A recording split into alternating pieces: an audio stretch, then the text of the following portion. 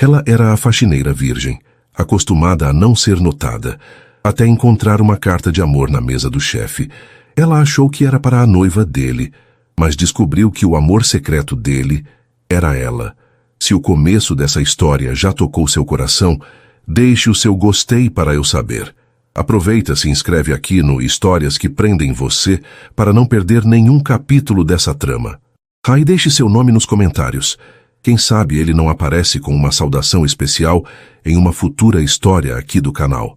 Queremos compartilhar narrativas que aquecem a alma e mostram que o amor sempre encontra um caminho.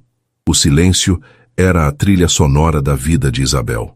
Um silêncio que se estendia do seu pequeno e arrumado apartamento no subúrbio até os corredores vastos e espelhados da Torre Alfa, o arranha-céu que abrigava a sede da Andrade em Fontes Global, uma das maiores empresas de investimento do país. Aos 24 anos, Isabel transitava pelo mundo como um fantasma gentil. Seus cabelos castanhos, longos e lisos, estavam quase sempre presos em um coque firme. Seus olhos, de um mel profundo e expressivo, estavam quase sempre baixos, fixos no chão que ela polia, até virar um espelho escuro, ou no lixo que recolhia das mesas de executivos que mal sabiam seu nome. Ela não era invisível por acidente, mas por hábito. A vida a ensinara desde cedo que passar despercebida era uma forma de proteção. Órfã desde a adolescência, criada por uma avó que já se fora, Isabel aprendeu a contar apenas consigo mesma, a construir uma fortaleza de rotina e discrição ao redor do seu coração vulnerável. Sua virgindade não era um fardo ou uma bandeira, mas uma consequência natural de sua existência resguardada. Era um jardim secreto que nunca ninguém havia pedido permissão para entrar. O turno da noite era o seu santuário. Quando o último funcionário saía, o prédio se transformava. O zumbido frenético de telefones e conversas dava lugar a um zumbido elétrico e constante. O som do dinheiro dormindo. Era nesse vácuo que Isabel se sentia mais à vontade. Ela conhecia cada som, cada estalo do ar-condicionado, cada rangido sutil do elevador de serviço. E conhecia, acima de tudo, o 30º andar. Aquele era o andar da presidência, o reino de Augusto Andrade. Augusto era uma figura que habitava um universo paralelo ao seu. Ela o via às vezes no início de seu turno, quando ele estava de saída. Alto, com ombros largos que preenchiam ternos caros com uma facilidade intimidadora, cabelos escuros impecavelmente penteados para trás e olhos de um azul tão cortante que pareciam analisar o próprio ar. Ele exalava poder, controle e uma melancolia sutil que Isabel, em sua observação silenciosa, era uma das poucas a notar. Sabia que ele estava noivo. A notícia estampou as colunas sociais por semanas. A noiva Lavínia Castelli era a herdeira de um império italiano. Uma mulher de beleza escultural e sorriso calculado, frequentemente fotografada em eventos de gala ao lado de Augusto. Eles eram o casal perfeito para as revistas, um acordo perfeito para os negócios. O escritório de Augusto era o último da sua ronda, a joia da coroa do 30º andar. Era uma sala ampla, com uma parede inteira de vidro que oferecia uma vista deslumbrante da cidade cintilante. A mesa de mogno maciço era uma ilha de ordem em um oceano de poder. E era ali, naquela noite em particular, que a rotina de Isabel se quebrou em 1000 pedaços. Ao passar o pano úmido sobre a superfície da mesa, com o cuidado de não mover um único papel da pilha meticulosamente organizada, seu olhar foi atraído por algo fora do lugar. Entre o porta-canetas de prata e um pesado livro de economia, havia um envelope de papel creme, grosso e de aparência cara. Não estava lacrado. Dentro dele, uma única folha dobrada repousava, como se esperasse para ser lida. O que a fez parar não foi o envelope em si, mas a caligrafia. Uma letra forte, elegante, mas com uma urgência contida, se destacava. Não havia destinatário. Isabel sentiu um calafrio. Sua primeira regra era nunca, jamais tocar em algo pessoal. Era uma invasão de privacidade, um caminho certo para a demissão. Ela deveria ignorar, empurrar o envelope de volta para debaixo do livro e fingir que nunca o vira. Mas algo aprendeu. Talvez a solidão daquela noite, talvez a aura de mistério, talvez o fato de que a caligrafia parecia carregar um peso, uma emoção que contrastava com a frieza estéril daquele escritório. Seu coração começou a bater mais rápido. É para a noiva dele, pensou, tentando se convencer. Ele escreveu uma carta de amor para Lavínia e esqueceu aqui. Que romântico. A palavra romântico soou amarga em sua mente. Era um vislumbre de um mundo que não era o seu. Um mundo de gestos grandiosos e paixões declaradas. Com as mãos tremendo, usando a ponta do pano para não deixar suas digitais, ela empurrou a folha para fora do envelope. Apenas uma espiada, uma única frase. Era o que dizia a si mesma. Mas uma frase se tornou duas, e duas se tornaram um parágrafo. E então, Isabel estava lendo. O mundo ao seu redor desapareceu. O zumbido do ar-condicionado, as luzes da cidade, o seu próprio carrinho de limpeza. Tudo se dissolveu nas palavras que fluíam daquela página. Eu a vejo quando ela pensa que ninguém está olhando. Não é a sua beleza óbvia que me captura, embora ela exista em sua forma mais pura e despretensiosa. É a maneira como seus olhos, tão cheios de uma história que eu anseio por conhecer, examinam o mundo com uma atenção que a maioria de nós perdeu. É o jeito que ela inclina a cabeça quando se concentra, como se estivesse ouvindo uma melodia que só ela pode ouvir. Isabel prendeu a respiração. As palavras eram como um bálsamo e uma facada ao mesmo tempo. Eram lindas, poéticas, carregadas de uma ternura que ela jamais associaria ao homem de aço que era Augusto Andrade. Certamente ele via essas coisas em Lavínia. A beleza despretensiosa. Talvez fosse como ela ficava pela manhã, antes da maquiagem e das joias. Ela continuou a ler, a curiosidade vencendo o medo. Dizem que o poder está no que se fala, no que se comanda. Mas eu aprendi que o verdadeiro poder reside na quietude, na força que não precisa ser anunciada.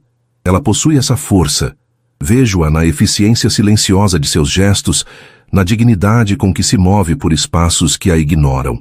Ela traz ordem ao meu caos, não apenas limpando o que é visto, mas acalmando algo dentro de mim que eu nem sabia que estava em desordem. Ela tem o cheiro de chuva e de livros antigos, uma combinação que me assombra os sentidos. Um soluço seco escapou dos lábios de Isabel. Eficiência silenciosa, dignidade. Era como se ele estivesse descrevendo a si mesma, mas era impossível. Uma fantasia absurda. Ele era Augusto Andrade. Ela era a faxineira. Pessoas como ele não notavam pessoas como ela, não daquela forma. Ele estava descrevendo uma versão idealizada de sua noiva, a mulher com quem dividiria a vida, o império, tudo. A carta era a prova de que, por baixo da fachada de um casamento de negócios, existia um amor verdadeiro, e isso, de alguma forma, doía mais. Doía porque era lindo e não era para ela. Às vezes eu crio desculpas para ficar até mais tarde, apenas para sentir a paz que a sua presença traz a este andar. É uma paz que o meu mundo de números, contratos e expectativas me roubou há muito tempo. Eu me pergunto sobre seus sonhos. Me pergunto se alguém já notou que a cor dos seus olhos muda com a luz, passando de mel para um castanho profundo e misterioso. Me pergunto se ela sabe que no silêncio do meu escritório eu travo uma batalha entre o homem que eu deveria ser e o homem que eu quero ser quando a vejo. E o homem que eu quero ser anseia por lhe dizer tudo isso. Mas como eu poderia? Como eu poderia atravessar o abismo que nos separa? Este abismo que eu mesmo ajudei a construir. As lágrimas agora corriam livremente pelo rosto de Isabel. Ela pressionou a mão contra a boca para abafar o som de seu choro. Cada palavra era uma peça de um quebra-cabeça que se encaixava dolorosamente em seu coração. A batalha interna, o abismo, a observação dos detalhes, era íntimo demais, específico demais, mas a lógica lutava contra a emoção. A noiva dele era Lavínia. Ponto final.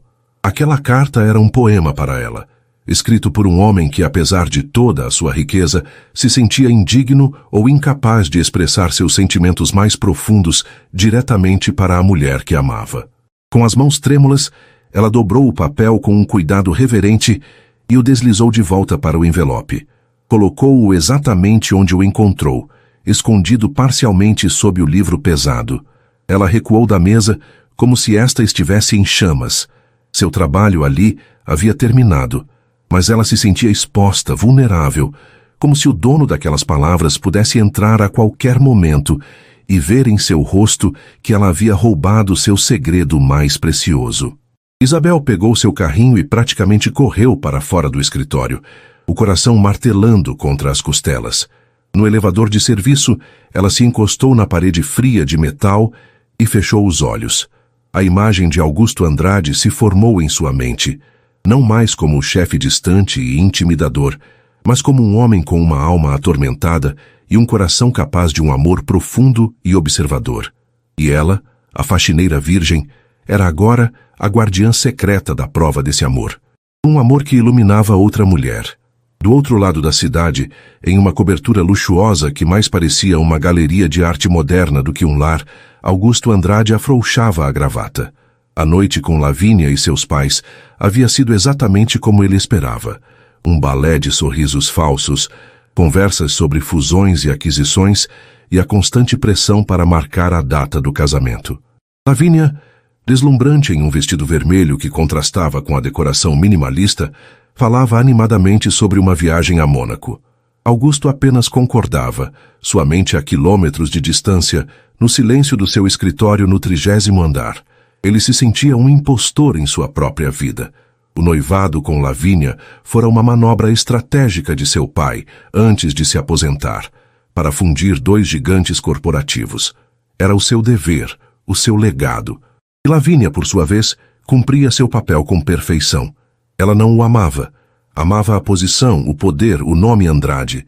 E ele, em troca, oferecia-lhe o mundo, tudo, exceto o seu coração. Porque o seu coração, para seu completo desespero, havia escolhido um rumo próprio e ilógico. Ele pensava nela, a garota silenciosa da limpeza, Isabel. Ele sabia o nome dela. Havia pedido ao RH a ficha de todos os funcionários terceirizados do seu andar, sob o pretexto de uma auditoria de segurança. Ele sabia que ela tinha 24 anos, que morava no Jardim Esperança e que não tinha família. E sabia, por observação própria, muito mais. Sabia que ela tinha uma pequena cicatriz quase imperceptível acima da sobrancelha esquerda. Sabia que, às vezes, ela cantarolava uma melodia suave e antiga quando achava que ninguém podia ouvir. Sabia que ela cuidava da samambaia perto da janela do seu escritório com mais carinho do que o pessoal da jardinagem contratado. Ela era real. Em um mundo de aparências, Isabel era a única pessoa que lhe parecia genuinamente real. E isso o aterrorizava. A carta que escrevera naquela tarde não fora um ato planejado. As palavras simplesmente jorraram dele em um momento de frustração e anseio avassaladores. Ele a deixou sobre a mesa, não para Lavínia, não para qualquer outra pessoa. Em um canto irracional de sua mente, ele a deixou ali como uma mensagem em uma garrafa jogada ao mar.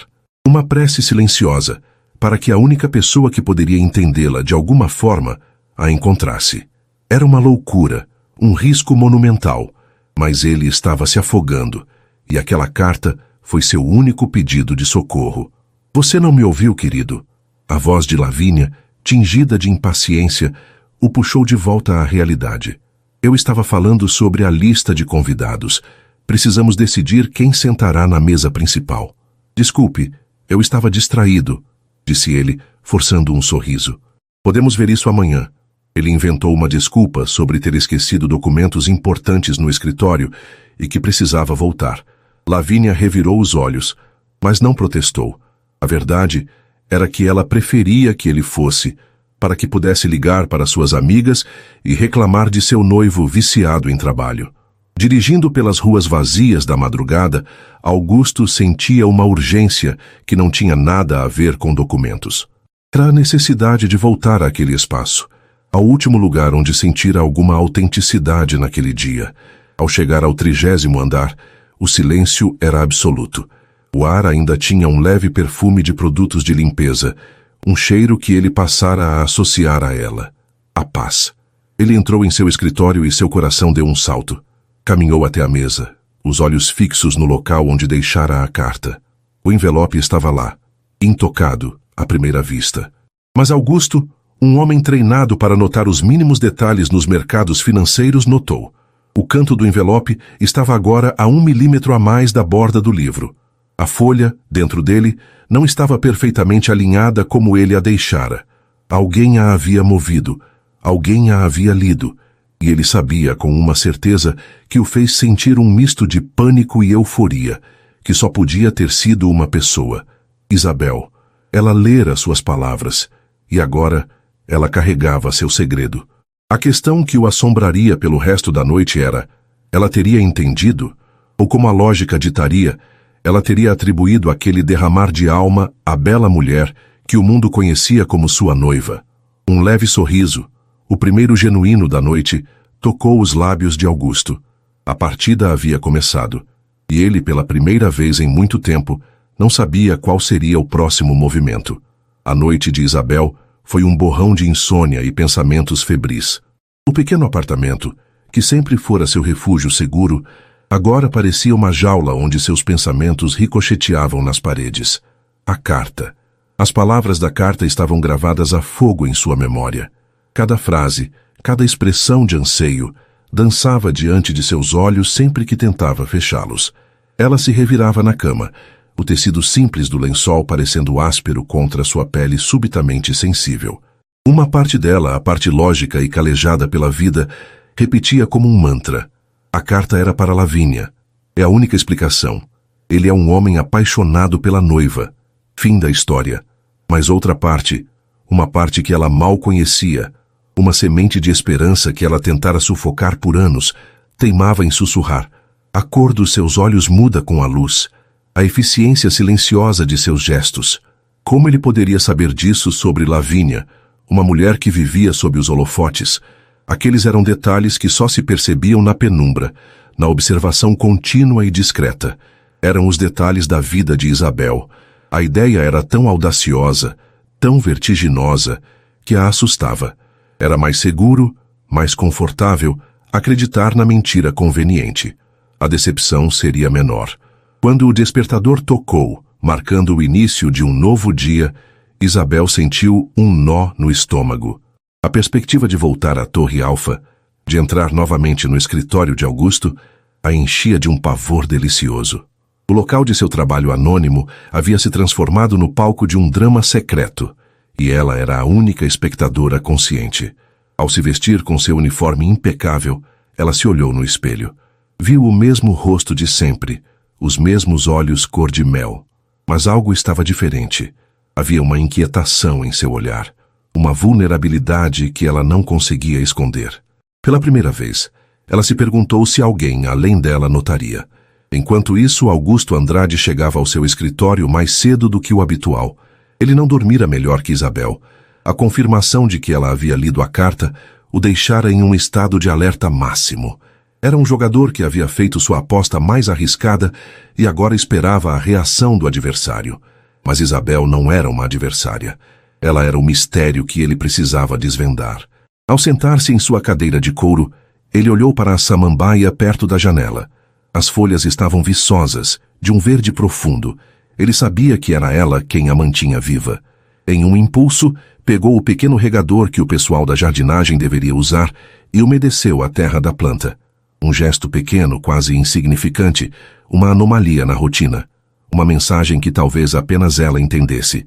Durante o dia, a pressão sobre ele se intensificou. Uma ligação com seu pai, Carlos Andrade, um homem cuja voz ainda carregava o peso do comando mesmo na aposentadoria. Augusto, Lavínia me ligou. Ela está preocupada com a sua distração. O contrato com os Castelli depende da estabilidade desta união. Não se esqueça do seu dever. Dever. A palavra soava como correntes se arrastando. Logo depois, Lavínia ligou, a voz um misto de charme e cobrança, falando sobre um jantar de caridade no fim de semana. Você precisa estar lá, querido. E precisa parecer feliz. As pessoas comentam. Augusto desligou o telefone sentindo o ar lhe faltar. Cada conversa era mais um tijolo no muro que o aprisionava. Sua vida era uma performance, e ele estava exausto do papel principal. Seu olhar vagou novamente para a samambaia, agora com a terra escura e úmida, e ele pensou nela. Pensou na paz que sentia, apenas sabendo que, em poucas horas, ela estaria ali, movendo-se em seu silêncio reconfortante. E uma determinação de aço se formou dentro dele. Ele não podia mais viver nas sombras de seus próprios sentimentos. Ele precisava de um sinal. Precisava saber se a semente que plantara com sua carta havia encontrado terra fértil ou apenas pedra. Quando o turno de Isabel começou, a ansiedade era quase palpável. Ela fez sua ronda pelos andares inferiores de forma mecânica, a mente fixa no que a esperava no 30º andar. Ao finalmente sair do elevador no andar da presidência, o silêncio pareceu mais pesado, mais carregado de expectativa. Ela empurrou seu carrinho, o som das rodas ecoando no corredor deserto. Ao entrar no escritório de Augusto, seu coração deu um salto. Ele não estava lá. Um alívio imenso a inundou. Ela começou sua rotina, esvaziando a lixeira, limpando as superfícies. Seus movimentos eram mais lentos, mais hesitantes. Seus olhos perscrutavam cada canto, procurando por... Ela não sabia o quê. Outra carta? Um bilhete? Era uma ideia tola. Então, seu olhar caiu sobre a samambaia. Ela se aproximou e tocou a terra com a ponta do dedo. Úmida. Alguém a havia regado. O pessoal da jardinagem só vinha às segundas-feiras, e hoje era a quarta. Seu sangue gelou. Era um sinal. Tinha que ser. Tão sutil, tão silencioso, tão perfeitamente alinhado com a forma como ele a descrevera na carta. Era uma conversa sem palavras. Ela estava tão absorta no mistério da planta que não ouviu os passos suaves se aproximando. Boa noite. A voz, grave e calma, a fez pular de susto. Isabel se virou bruscamente, o rosto corando violentamente. Augusto Andrade estava parado na porta, o paletó jogado sobre um braço, as mangas da camisa branca dobradas até os cotovelos. Ele não parecia o CEO todo-poderoso, mas um homem cansado no final de um longo dia. Seus olhos azuis, no entanto, estavam incrivelmente alertas, fixos nela. Senhor Andrade, desculpe, eu não o ouvi chegar, gaguejou ela, dando um passo para trás, querendo se fundir com a parede de vidro. A culpa foi minha, não quis assustá-la, disse ele, dando um passo para dentro da sala. Ele não olhou para ela como os outros executivos, um olhar que passava por cima, que via o uniforme e não a pessoa. Ele a olhava. De verdade. Eu só voltei para pegar uns papéis. Uma mentira. Os papéis já estavam em sua pasta. Ele voltara por ela. Isabel apenas assentiu, incapaz de formular uma frase. Sua mente estava em branco. O homem que escrevera aquelas palavras poéticas estava a poucos metros dela. O abismo que ele mencionara na carta parecia um cânion intransponível naquele momento. Ele caminhou até sua mesa, fingindo procurar algo. O silêncio se esticou, elétrico. Isabel queria fugir, mas seus pés pareciam pregados no chão. Você cuida bem desta planta, disse ele de repente, o olhar voltado para a samambaia. Ela parece mais feliz do que quando a equipe de jardinagem vem aqui. O coração de Isabel martelava tão forte que ela tinha certeza de que ele podia ouvir. Era uma confirmação. Ele notava. Ele realmente notava. Eu gosto de plantas, ela conseguiu dizer, a voz pouco mais que um sussurro. Eu também, respondeu ele. E pela primeira vez, ela viu um sorriso genuíno em seu rosto. Não o sorriso polido das revistas, mas um sorriso pequeno, quase tímido, que suavizou suas feições. Elas não mentem. Naquele exato momento, um som agudo e ensurdecedor perfurou o silêncio. Um alarme estridente começou a soar, e luzes vermelhas piscaram intermitentemente no teto. Alerta de incêndio. Por favor, dirijam-se às saídas de emergência. O pânico inicial que subiu pela garganta de Isabel foi rapidamente substituído pela sua natureza prática. Ela conhecia os protocolos e, mais importante, conhecia os sons do prédio. Aquele não era o alarme de fumaça real. Era o alarme de erro do sistema, que às vezes disparava por uma sobrecarga. Augusto, por outro lado, ficou tenso, instintivamente se movendo em direção a ela. O que está acontecendo?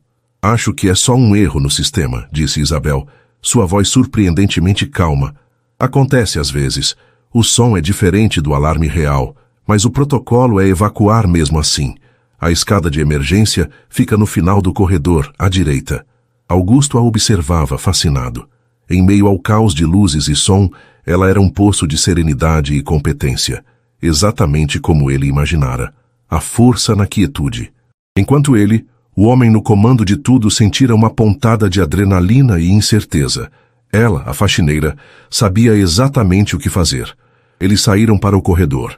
O alarme cessou tão abruptamente quanto começou, substituído por uma voz metálica no sistema de som. Falso alarme. O sistema está sendo reinicializado. Repetindo. Falso alarme. O silêncio que se seguiu foi ainda mais intenso. Eles estavam sozinhos no corredor. Você tem um autocontrole impressionante, disse Augusto, a admiração clara em sua voz. Ele se aproximou um pouco mais. Qual é o seu nome? Ele perguntou, embora soubesse a resposta tão bem quanto o seu próprio nome. Isabel, respondeu ela, finalmente erguendo os olhos para encontrar os dele. E naquele instante, com as luzes de emergência ainda piscando lentamente, o mundo pareceu parar. Os olhos azuis dele não eram frios ou intimidadores. Eram quentes, curiosos e continham a mesma vulnerabilidade que ela vira na caligrafia da carta. Isabel, ele repetiu o nome, saboreando-o. É um prazer conhecê-la formalmente, Isabel. O som de passos apressados e a voz de um segurança chamando, Sr. Andrade, está tudo bem? Quebraram o encanto. Augusto se afastou, a máscara de CEO voltando ao lugar, mas não completamente. Tudo sob controle, Jorge. Apenas um susto. O segurança explicou a falha técnica e se retirou. Augusto se virou para Isabel. Já está bem tarde, e eu ouvi dizer que uma tempestade estava se formando. Eu a levo para casa. Não foi uma pergunta. Foi uma afirmação gentil, mas inquestionável. Não precisa, senhor. Eu pego o ônibus. Começou Isabel, o pânico voltando. Estar no carro dele? Sozinha? Era demais. Eu insisto, disse ele, a voz suave, mas firme. Considere uma ordem do chefe, se for preciso. Mas eu prefiro que considere uma gentileza. Por favor. Isabel olhou para ele, para a sinceridade em seus olhos, e se sentiu desarmada. Ela não tinha forças para recusar. Apenas assentiu em silêncio. A viagem no sedã de luxo foi a experiência mais surreal da vida de Isabel. O interior do carro cheirava a couro, e a um perfume masculino sutil e caro. Lá fora, a chuva começara a cair, grossas gotas batendo contra o vidro, isolando-os do resto do mundo. Uma música clássica suave tocava no rádio. Isabel sentava-se ereta, as mãos no colo sem ousar tocar em nada, mal ousando respirar. Ela estava hiperconsciente de Augusto ao seu lado, da sua presença grande e sólida, da maneira como suas mãos seguravam o volante com uma competência relaxada. Para Augusto, aquele silêncio era mais significativo do que qualquer conversa que tivera naquele dia. Ele podia sentir a tensão emanando dela, seu nervosismo, sua pureza, e isso o comovia profundamente. Ele queria dizer tantas coisas, mas sabia que a assustaria. Por enquanto, bastava estar ali, dividindo o mesmo espaço, o mesmo silêncio, enquanto a chuva os envolvia. Quando ela o guiou até seu bairro, ele observou a mudança na paisagem. Os arranha-céus deram lugar a prédios mais baixos, a ruas mais simples. Quando parou em frente ao prédio dela, um edifício modesto, mas com vasos de flores coloridas na entrada, ele sentiu uma pontada de algo que se parecia com inveja. Ali havia um lar, um lugar de verdade. É aqui, disse ela a voz baixa. Muito obrigada pela carona, senhor. Me chame de Augusto, disse ele, virando-se para ela. E não há de quê, Isabel. Ela se atrapalhou com o cinto de segurança e a porta, ansiosa para escapar da intensidade daquele espaço confinado. Quando finalmente saiu e se virou para fechar a porta, seus olhos se encontraram uma última vez através do vidro molhado de chuva. Ele não sorriu. Apenas a olhou, e naquele olhar havia um universo de palavras não ditas, as mesmas palavras da carta que ela encontrara.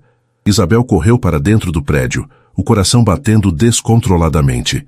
Ao entrar em seu apartamento e trancar a porta, ela se encostou na madeira ofegante, como se tivesse corrido uma maratona. A certeza que ela tentara construir durante todo o dia, a certeza de que a carta era para Lavínia, havia se desintegrado. A gentileza dele, o olhar, a samambaia regada, a insistência na carona, eram peças que não se encaixavam na história de um homem apaixonado por sua noiva. Elas se encaixavam em outra história. Uma história impossível, aterrorizante e maravilhosamente esperançosa. Lá fora, Augusto ficou parado por um longo momento, observando a janela do apartamento dela se acender. Ele viu a silhueta dela passar por um instante. O abismo ainda existia, vasto e profundo. Mas naquela noite, ao oferecer-lhe uma carona e ver a calma dela em meio ao caos, ele sentiu que havia conseguido construir a primeira e frágil prancha de uma ponte para atravessá-lo. E ele não pararia até chegar ao outro lado. Os dias que se seguiram à carona na chuva foram um exercício de equilíbrio sobre a corda bamba para Isabel. A rotina, que antes era seu escudo, agora parecia frágil como vidro. Cada varrida de vassoura, cada pano passado sobre uma mesa, era feito com uma consciência aguçada de si mesma e do ambiente ao seu redor. Ela se pegava olhando para o próprio reflexo nas superfícies polidas, não por vaidade, mas por uma curiosidade recém-descoberta. Quem era a mulher que Augusto Andrade via?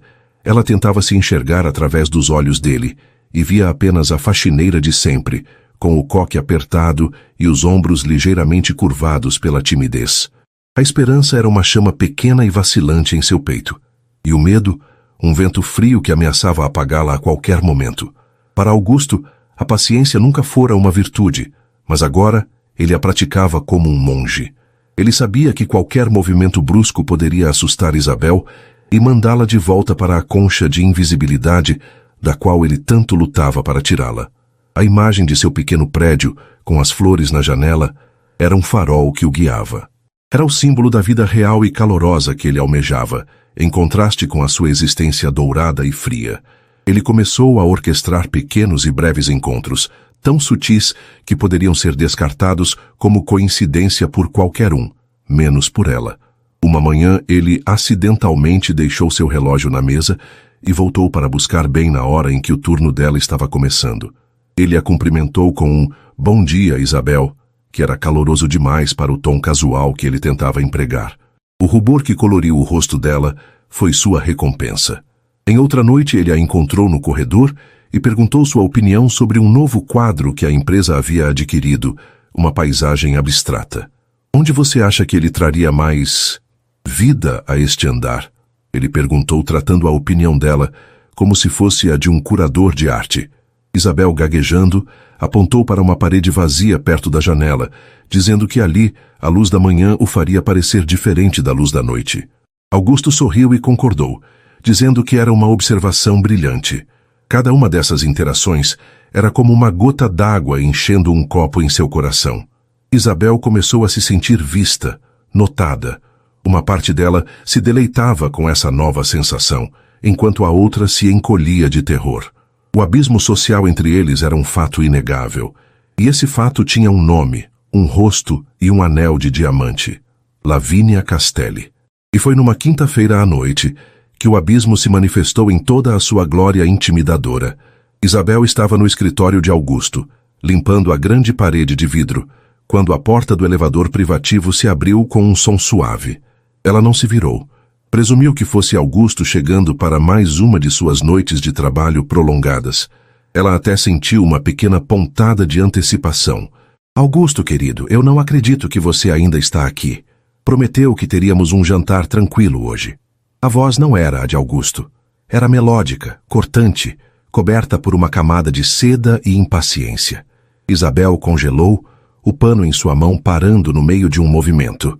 Lentamente ela se virou. Lavínia Castelli estava parada na entrada do escritório, escultural em um vestido de seda cor de esmeralda que abraçava suas curvas perfeitas. Diamantes brilhavam em suas orelhas e em seu pescoço.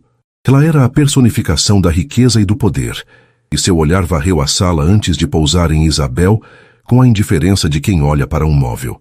Naquele exato momento, Augusto entrou pela porta principal do escritório. Ele parou abruptamente ao ver as duas mulheres ali.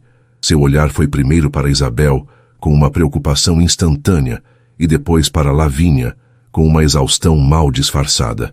"Lavínia, o que faz aqui? O que você acha? Vim resgatar meu noivo do trabalho", disse ela, deslizando para dentro da sala e passando por Isabel como se ela fosse ar.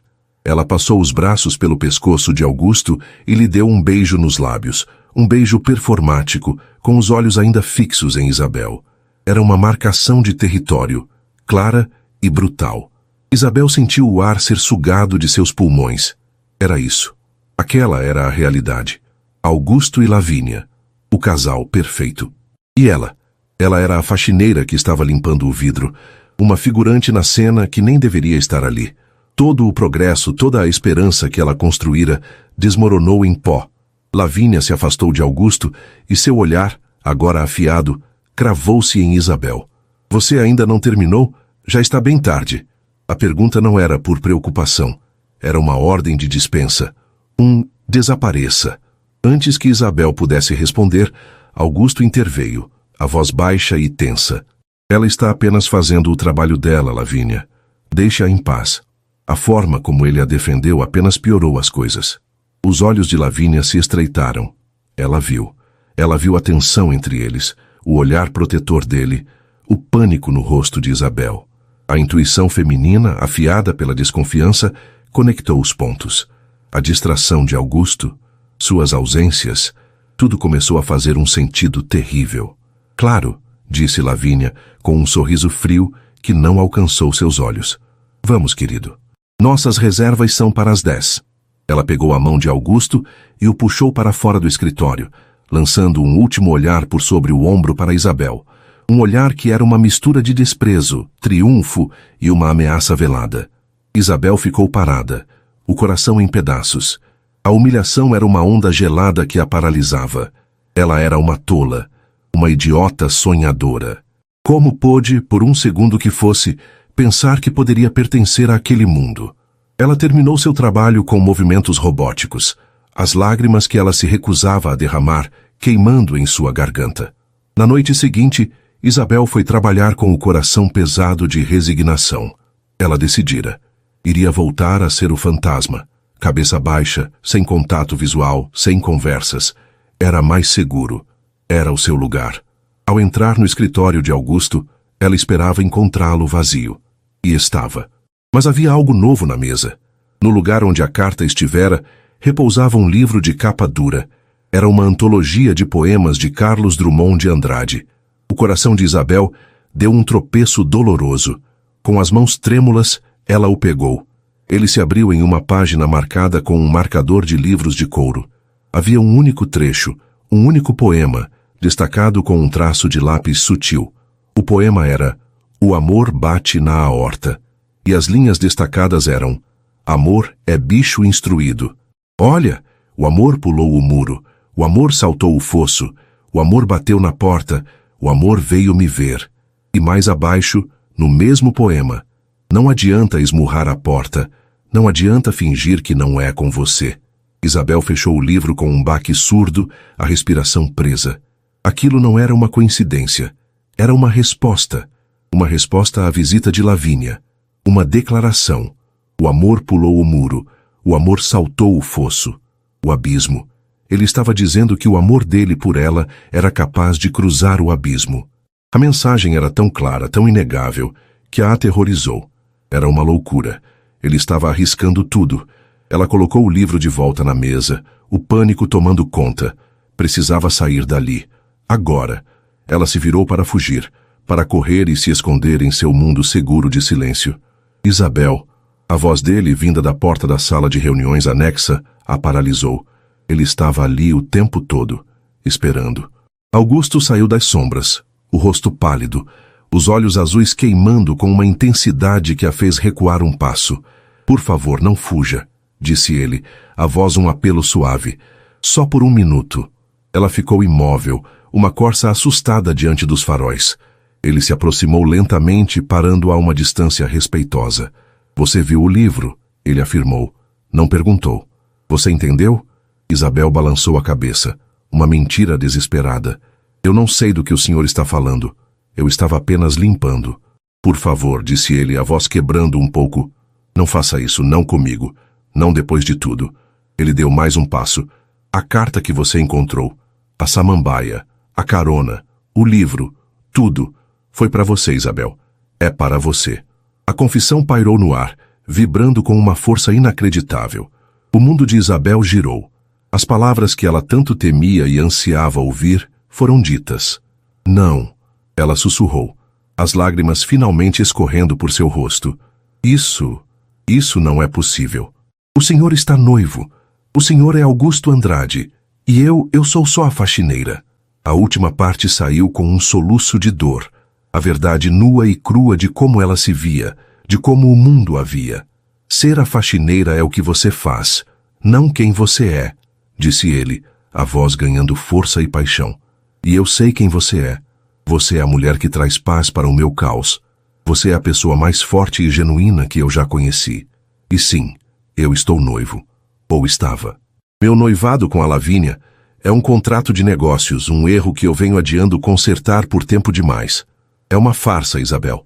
Uma vida de mentiras que eu não quero mais viver.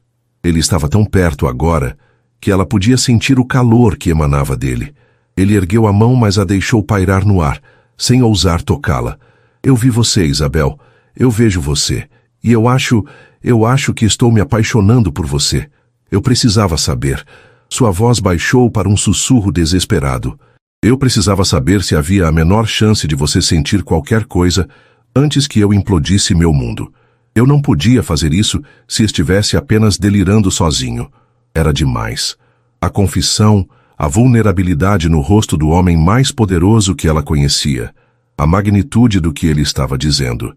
Era um conto de fadas perigoso, uma fantasia com consequências reais e terríveis. A imagem de Lavínia, com seu sorriso de desprezo, invadiu sua mente. A humilhação, o escândalo. Eu não posso, ela soluçou dando um passo para trás, a mão no peito, como se para impedir que seu coração explodisse. Isso é demais. Eu preciso de tempo. O rosto dele se contraiu em dor, mas ele assentiu. Tudo bem. O tempo que você precisar. Mas saiba que é real. O que eu sinto é real. Isabel não conseguiu dizer mais nada. Ela se virou e correu. Correu para fora do escritório, passou pelo corredor deserto e apertou o botão do elevador com dedos trêmulos. Ela fugiu, deixando Augusto parado no meio de seu reino de vidro e aço, o coração exposto e a alma em suspenso. Ele ficou ali, ouvindo o som do elevador descendo, um misto de esperança e devastação guerreando dentro dele. Ele havia dito, havia confessado, havia colocado todas as suas cartas na mesa. Agora tudo dependia dela. O que ele não sabia era que não estavam sozinhos. Lavínia, consumida pela suspeita após a noite anterior, havia decidido voltar ao escritório sob o pretexto de ter esquecido seu bracelete. Ela chegou pelo elevador privativo momentos antes da confissão de Augusto. Escondida na escuridão do hall de entrada, ela ouviu tudo. Cada palavra de amor, cada desdém pelo noivado deles, cada pedaço da confissão apaixonada dele para a faxineira. O choque inicial deu lugar a uma fúria fria e calculista. O desprezo em seu rosto se transformou em uma máscara de ódio. Ela viu Isabel fugir em lágrimas. Viu Augusto ficar para trás, vulnerável. A humilhação era mais do que podia suportar. Não era sobre amor perdido. Era sobre orgulho ferido, status ameaçado. E naquele momento, em silêncio, Lavínia Castelli decidiu que se o mundo de Augusto Andrade ia implodir, ela mesma acenderia o pavio e faria questão de que Isabel fosse a primeira a ser consumida pelas chamas. A tempestade não estava mais se formando. Ela havia acabado de chegar. Isabel não se lembrava de como chegou em casa. O trajeto de ônibus, normalmente uma transição entorpecente entre o mundo reluzente da Torre Alfa e a realidade modesta de seu bairro, foi um borrão de luzes da cidade e o som de seu próprio coração batendo descontroladamente em seus ouvidos. Ao trancar a porta de seu apartamento, a fortaleza que a protegia do mundo, ela sentiu as pernas cederem. Deslizou pela madeira fria até o chão e o choro que segurara com tanta força finalmente a dominou. Eram soluços de um coração partido em dois.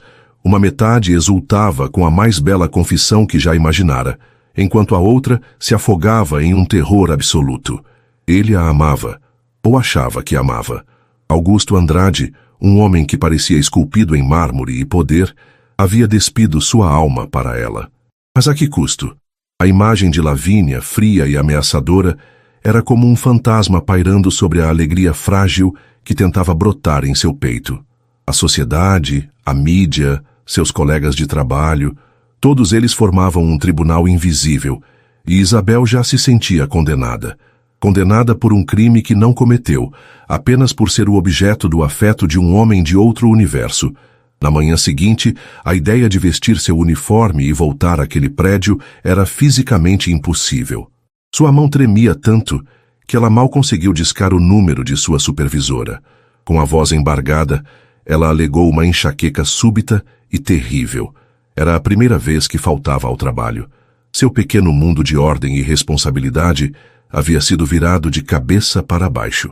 Horas mais tarde, batidas suaves em sua porta a fizeram pular.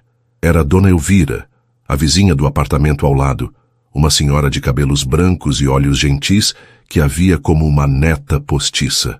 Trazia uma xícara de chá de camomila. A porta estava entreaberta e não ouvi seu rádio ligado, menina. Fiquei preocupada, disse ela, entrando e percebendo os olhos inchados de Isabel.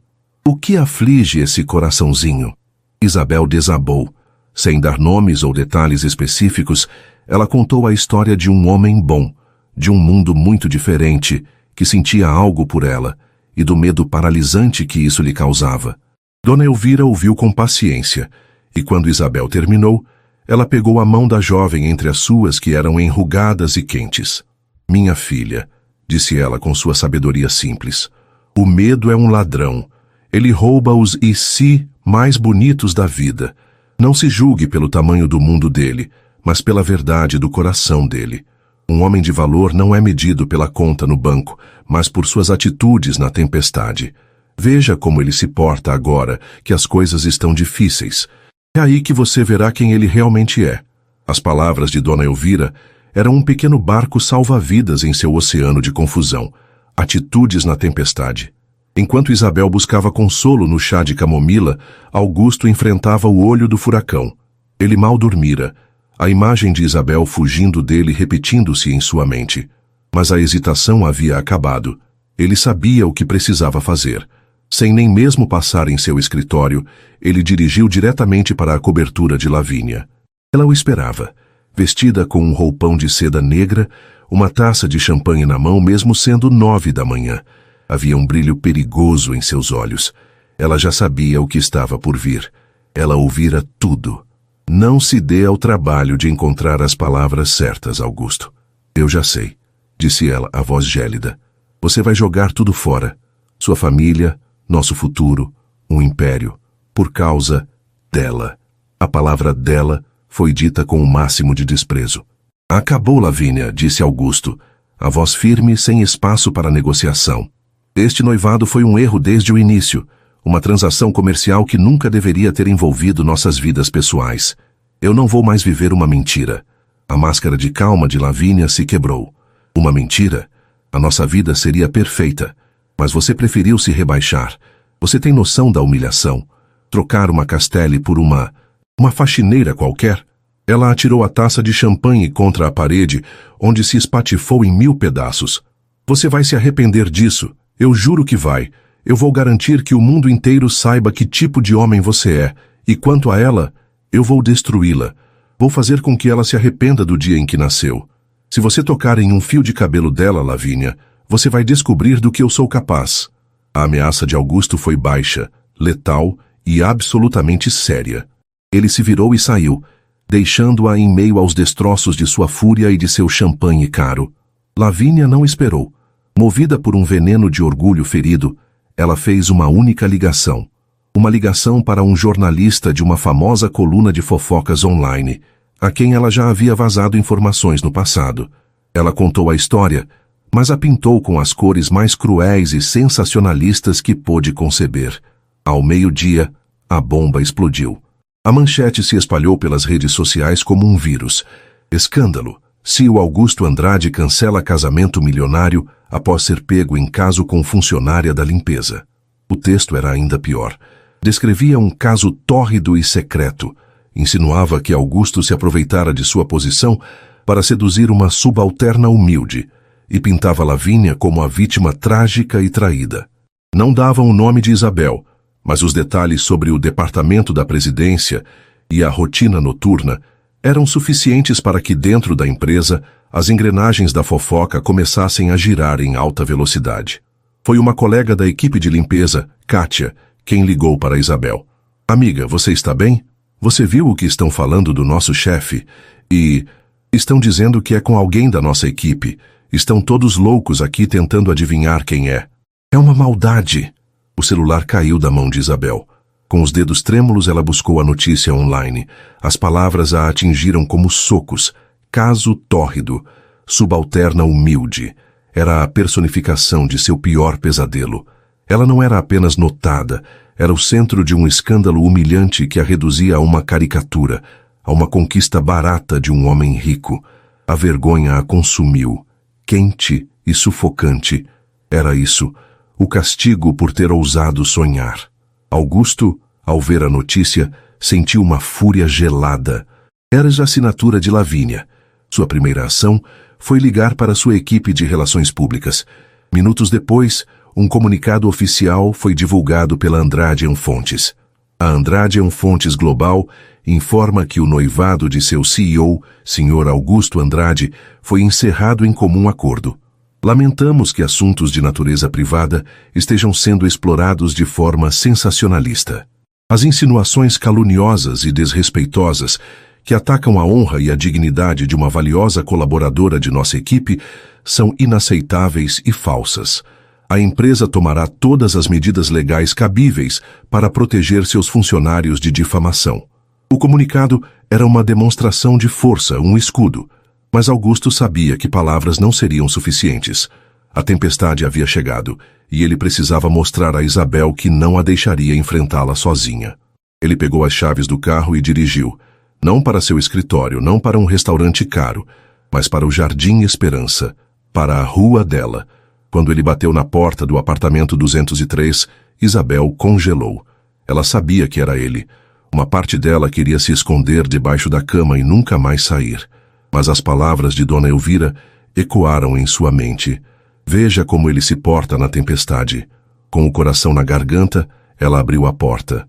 Ele estava ali, parecendo cansado, preocupado, mas incrivelmente real.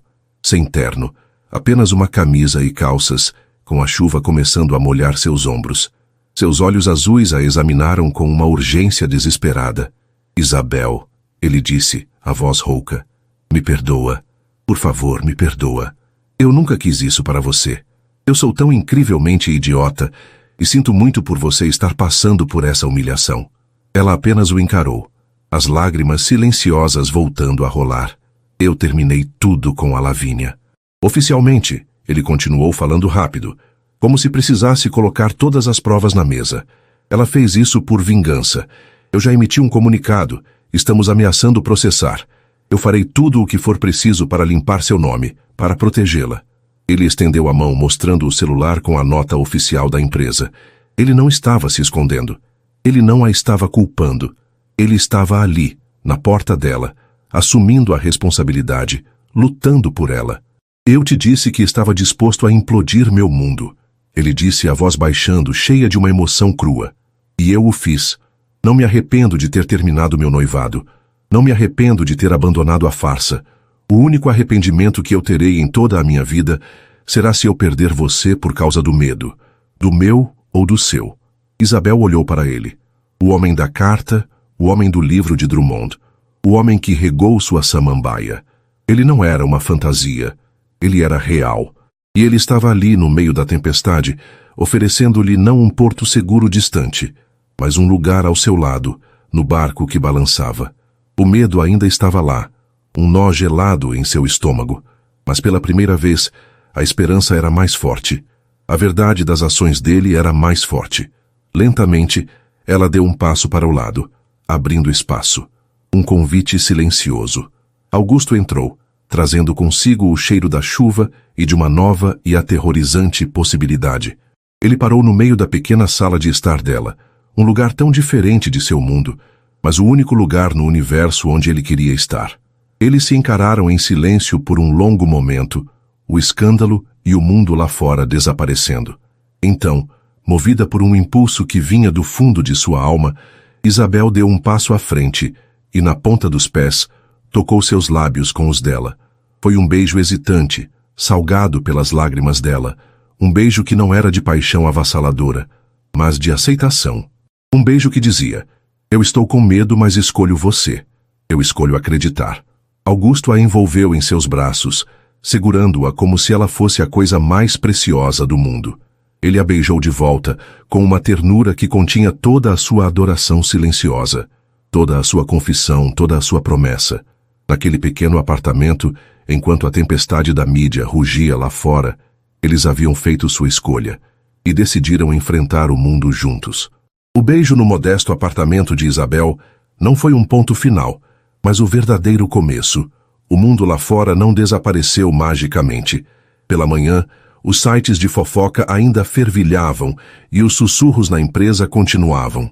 A diferença era que, agora, Isabel não estava mais sozinha em sua ilha de silêncio e Augusto não estava mais sozinho em sua torre de marfim. Eles estavam em um pequeno barco juntos e, embora a tempestade ainda fosse forte, eles agora tinham um ao outro para segurar o leme. A primeira decisão de Isabel foi a mais difícil. No dia seguinte, ela foi trabalhar. Não por desafio, mas por dignidade. Ela caminhou pelos corredores da Torre Alfa com a cabeça erguida. Os olhares curiosos e os cochichos a seguiam como sombras. Alguns eram maldosos, outros apenas curiosos. Sua colega Kátia a abraçou no vestiário. Não ligue para essa gente, amiga. Inveja é uma doença. Isabel sorriu, um sorriso genuíno de gratidão. Ela fez seu trabalho com a mesma eficiência de sempre, mas algo havia mudado. Ela não era mais invisível e, para sua surpresa, descobriu que ser vista, mesmo sob um pretexto escandaloso, era menos assustador do que imaginava, porque agora ela sabia seu próprio valor. Naquela mesma tarde, Augusto a esperava na saída de serviço, não em seu sedã de luxo, mas a pé, na calçada, como um homem comum. Eu quero que você conheça meu pai, ele disse, a expressão séria. Isabel sentiu um calafrio, mas assentiu. Era um passo necessário.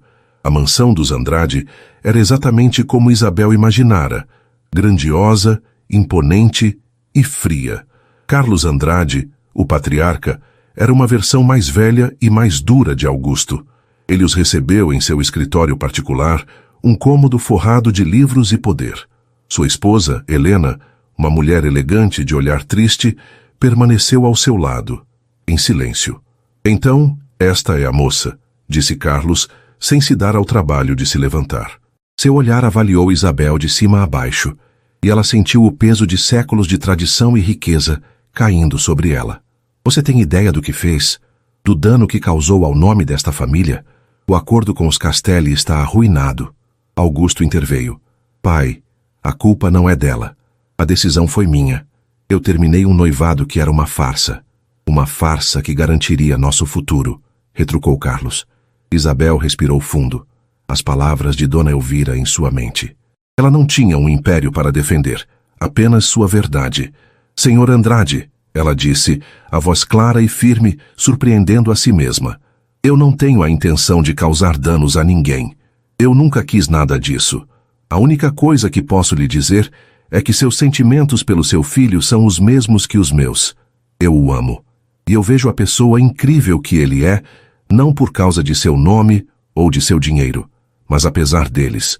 E se o senhor me der uma chance, verá que a felicidade dele, a felicidade genuína, vale mais do que qualquer acordo comercial. Houve um silêncio chocado na sala. Carlos Andrade a encarou, pego de surpresa pela sinceridade e pela falta de subserviência.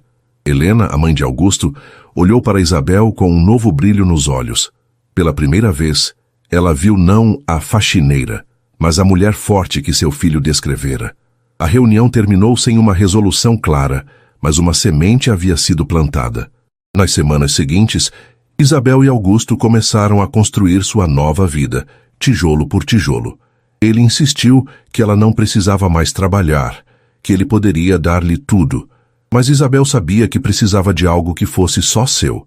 Eu não quero parar de trabalhar, disse ela a ele. Numa noite em que cozinhavam juntos no pequeno apartamento dela, o cheiro de alho e manjericão preenchendo o ar. Mas eu não quero mais ser a faxineira. Ela lhe contou sobre seu amor secreto por plantas, sobre como sonhava em estudar botânica ou paisagismo. O rosto de Augusto se iluminou.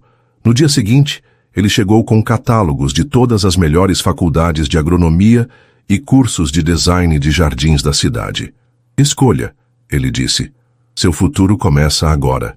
Isabel se matriculou em um curso técnico de paisagismo. Ela mergulhou nos estudos com uma paixão que nunca soubera possuir. Enquanto isso, eles navegavam em seus mundos. Ele a levava para jantares em restaurantes discretos, onde a comida era boa e os olhares eram poucos. Apresentou-a ao seu círculo de amigos mais íntimos, pessoas que o valorizavam por quem ele era e que rapidamente se encantaram com a gentileza e a inteligência de Isabel. Em troca, ela o trazia para seu mundo. Ele jantou na casa de Dona Elvira, que o interrogou como um general antes de declarar que ele tinha um bom coração. Ele aprendeu a andar de ônibus com ela, apenas pela experiência, rindo quando quase perdeu o ponto. Na simplicidade da vida de Isabel, Augusto encontrou uma paz que nenhuma cobertura de luxo jamais lhe dera. Ele estava se tornando o homem que a carta descrevera, o homem que ele queria ser. Aos poucos, as coisas começaram a mudar. Lavínia, depois de mais algumas tentativas fracassadas de criar escândalo, acabou se tornando notícia velha. Sua malícia a fez parecer pequena e vingativa, e o mundo, sempre faminto por novidades, seguiu em frente. No mundo dos negócios, Augusto, livre do peso da obrigação e energizado por sua felicidade, tornou-se um líder mais ousado e visionário. Ele fechou uma nova parceria estratégica, muito mais vantajosa que a dos Castelli, calando os críticos e surpreendendo seu próprio pai. A aceitação final de Carlos Andrade veio de forma inesperada. Numa tarde de domingo, ele apareceu sem avisar no apartamento de Isabel. Augusto não estava. Carlos encontrou Isabel com as mãos sujas de terra, cercada por mudas e livros de botânica, o rosto radiante de concentração. Ela lhe ofereceu um café, sem cerimônia. Ele observou a forma como ela transformara a pequena varanda em um oásis verdejante. Viu a paixão em seus olhos quando ela falou sobre a fisiologia de uma orquídea. E ele finalmente entendeu. Aquela mulher não havia diminuído seu filho. Ela o havia expandido. Meu filho parece mais feliz do que nunca, disse Carlos, a voz rouca. Eu estava errado. Peço desculpas. Bem-vinda à família, Isabel. As lágrimas que encheram os olhos de Isabel desta vez eram de pura alegria. 2 anos depois, o sol da tarde de sábado filtrava pelas folhas de uma imensa paineira, criando padrões de luz e sombra em um vasto jardim. Não era o jardim frio da mansão dos Andrade, nem a pequena varanda do apartamento de Isabel. Era o jardim deles. Uma casa que haviam comprado juntos nos arredores da cidade. Um lugar com mais janelas do que paredes, onde a natureza era a principal decoração. Isabel, agora com 26 anos, caminhava entre os canteiros de flores. Seu cabelo estava solto, caindo em ondas suaves sobre seus ombros. Ela não usava um uniforme de faxineira, mas um vestido leve e florido. Havia uma confiança em seu andar, uma serenidade em seu sorriso. Ela havia terminado seu curso com louvor e agora era sócia de uma pequena e bem-sucedida empresa de paisagismo. A menina que tinha medo de ser notada agora criava beleza para que todos pudessem ver. Augusto a observava da varanda, uma caneca de café nas mãos. O terno de CEO fora trocado por uma calça jeans e uma camisa simples. As linhas de tensão em seu rosto haviam desaparecido, substituídas por uma expressão de contentamento profundo. Ele se aproximou dela por trás, envolvendo-a em seus braços e descansando o queixo em seu ombro. Pensando em quê? Ele sussurrou, beijando sua têmpora. Estava pensando em uma carta, disse ela, virando-se para encará-lo, os olhos cor-de-mel brilhando. Uma carta que encontrei na mesa de um chefe muito sério há muito tempo. Ele sorriu, o sorriso que agora era só dela. E o que dizia essa carta? Dizia que o amor era capaz de pular muros e saltar fossos, respondeu ela, passando os dedos pelo rosto dele. E ela estava certa. Ele a beijou, um beijo longo e profundo, cheio da familiaridade e da paixão que haviam construído juntos. A faxineira virgem, que se achava invisível, havia encontrado não apenas o amor, mas a si mesma. E o chefe solitário, que vivia em um mundo de aparências, havia encontrado não apenas uma esposa, mas a sua verdade. No silêncio confortável de seu jardim, eles eram a prova de que, às vezes, as mais belas histórias de amor não são encontradas nos grandes salões, mas escritas em segredo, na quietude da noite, esperando apenas pela pessoa certa para lê-las. E assim termina mais uma história aqui no nosso canal. E aí, gostou? Se essa trama te prendeu e você não quer perder nenhuma das próximas narrativas emocionantes, então não se esqueça. Inscreva-se agora no Histórias que Prendem Você e ative o sininho para receber todas as notificações. Seu like também ajuda muito o canal a crescer. Muito obrigado pela companhia e te espero na próxima história.